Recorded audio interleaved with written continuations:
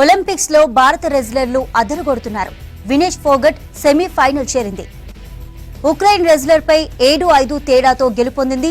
First నుంచి ప్రత్యర్థిపై ఎదురుదాడి దిగిన ఫోగట్ ఏమాత్రం పట్టు కోల్పోలేదు. దీంతో 7-5 తేడాతో సెమీఫైనల్ కు వెళ్లింది.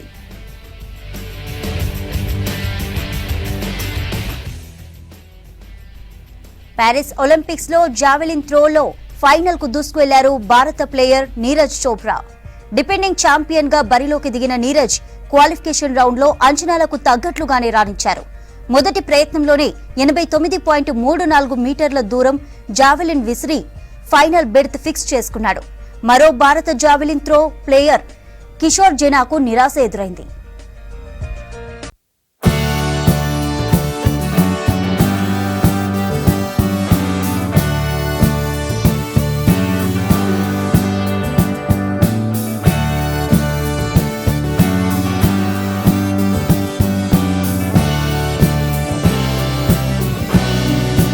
వినేష్ ఫోగట్ సెమీఫైనల్ కు చేరుకుంది.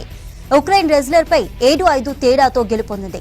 ఫస్ట్ నుంచి ప్రత్యర్థిపై ఎదురుదాడి దిగిన ఫోగట్ ఏమాత్రం పట్టు కోల్పోలేదు.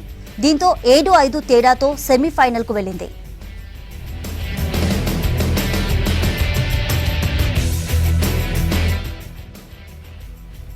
ప్యారిస్ ఒలింపిక్స్ జావెలిన్ త్రోలో ఫైనల్ కు దూసుకెళ్లారు భారత player Neeraj Chopra. Defending champion గా బరిలోకి దిగిన నీరజ్ క్వాలిఫికేషన్ రౌండ్ లో అంచనాలకు తగ్గట్లుగానే రాణించారు. మొదటి ప్రయత్నంలోనే 89.34 మీటర్ల దూరం జావెలిన్ విసిరి ఫైనల్ బెర్త్ ఫిక్స్ చేసుకున్నాడు. మరో భారత జావెలిన్ త్రో ప్లేయర్ కిషోర్ జెనాకు నిరాశ ఎదురైంది.